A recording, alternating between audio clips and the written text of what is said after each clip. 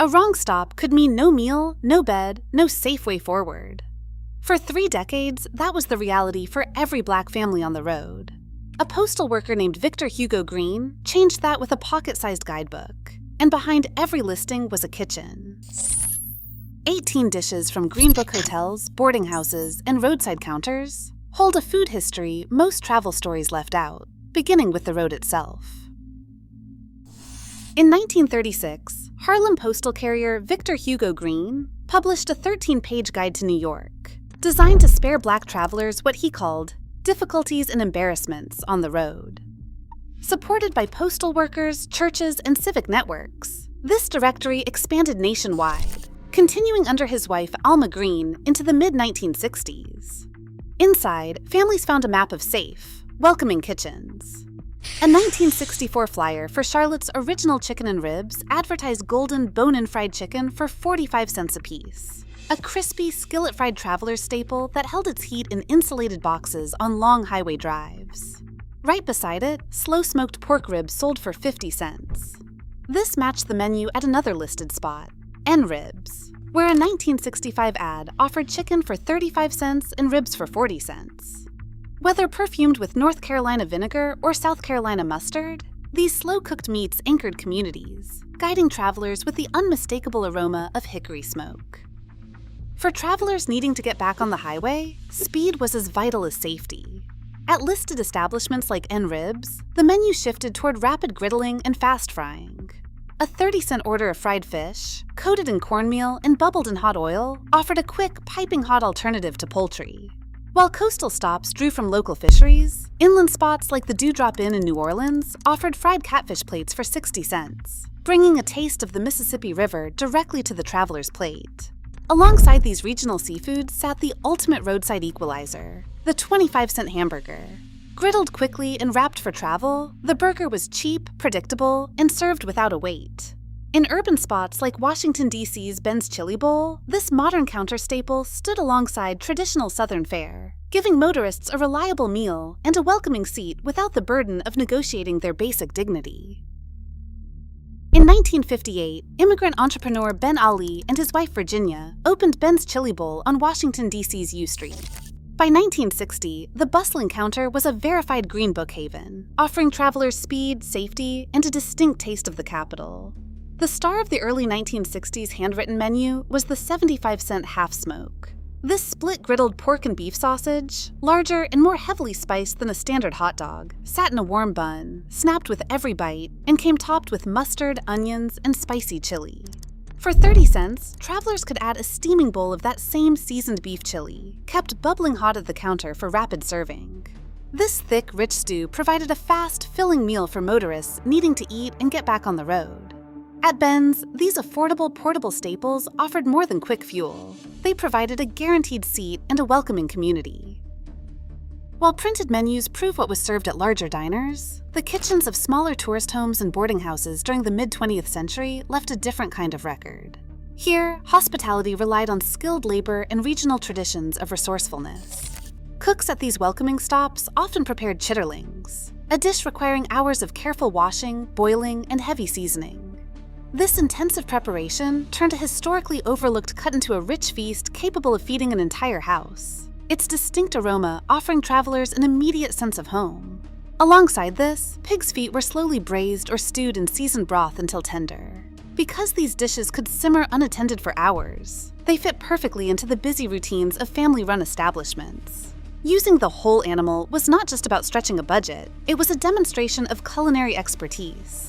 These slow-cooked meals provided weary motorists with nourishment and a warm, dignified reception at the end of the road. In Birmingham, Alabama, entrepreneur Arthur George Gaston built a hospitality empire that offered motorists both first-class lodging and a safe table. At the A.G. Gaston Motel, opened in 1954, the kitchen relied on staples that could simmer for hours in large pots, ready to feed arriving families at any hour. Unnamed kitchen staff prepared collard greens, slow-simmering the leafy greens with smoked pork, onions, and vinegar until tender, creating a savory pot liquor that travelers soaked up with cornbread. Alongside the greens, cooks prepared black-eyed peas, simmered with seasoned broth and salt meat. These earth-toned cowpeas, carrying West African culinary traditions across generations, provided a stretchable, inexpensive protein. For a traveler pulling off the highway into an unfamiliar southern town, the smoky aroma of these simmering pots offered instant recognition and safety. While Gaston provided the economic infrastructure of independence, the quiet labor of these kitchen workers transformed his motel into a true sanctuary, welcoming weary travelers with the taste of a home table. To soak up the rich pot liquor from these simmering greens, cooks turned to a simple mixture of cornmeal, hot liquid, and lard. Whether baked in heavy cast-iron skillets as a thick golden wedge or fried on a griddle as a thin, crispy hoe cake, this durable bread was a staple of the road, adapting as families carried the technique along mid-century migration routes. It served as both a practical utensil and a warm, salty comfort. But no meal at these welcoming stops was complete without sweet potato pie. Unlike fragile fruit desserts, this spiced custard baked in a pastry shell was highly portable and easy to store. Cooks prepared the pies early in the morning, wrapping individual slices in wax paper for travelers to slip into their glove compartments. Because sweet potatoes stored well across seasons, this sweet spice slice remained a reliable constant, offering a comforting taste of home as families packed up and headed north along the highway. Heading into the coastal bayous, regional identity was captured in a single pot of gumbo.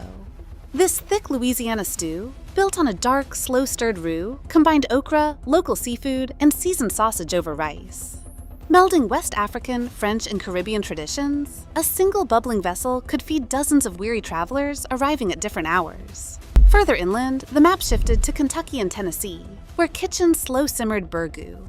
This thick, slow-cooked stew gathered various meats and vegetables into a heavy kettle, simmering for hours. On cold or long road trips, these filling bowls offered motorists warming nourishment and a reliable taste of local hospitality. Along the Atlantic coast, the highway route offered simple, fresh pairings of land and sea. In the Lowcountry, travelers found shrimp and grits, stone-ground corn simmered until creamy, topped with wild-caught shrimp sautéed in butter and seasoned gravy. Inexpensive corn and fresh local catches allowed family-run kitchens to serve this satisfying plate at any hour. Further inland, the scent of hardwood smoke guided motorists toward roadside pits. Barbecue pulled pork relied on patient, hours-long labor, slow cooking tough pork shoulder over coals until it shredded easily. Whether seasoned with Carolinian vinegar or Tennessee spice, these distinct regional foods defined the journey. Early morning travelers often started with soft, fresh biscuits, smothered in warm, savory meat gravy. This inexpensive, filling Southern breakfast tradition traveled into Midwestern boarding houses, offering familiarity in a quiet, safe room. For dessert, large pans of peach cobbler, soft fruit baked beneath a golden cakey topping, provided a generous, sweet finish after a long drive.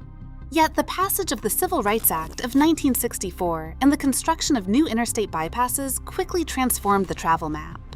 While legal segregation ended, these bypasses siphoned traffic away from Black commercial districts, exposing the economic fragility of family-run havens whose survival relied on dedicated local labor.